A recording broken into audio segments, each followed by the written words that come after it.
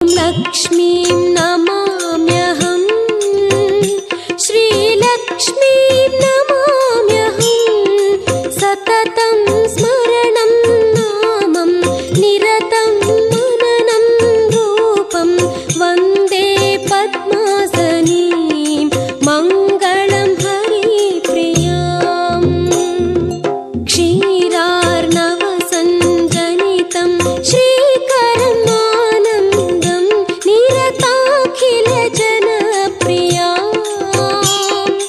श्रीकारं श्रीरूपं देवीं वैष्णवविभवां मङ्गलं महालक्ष्मीं शुभ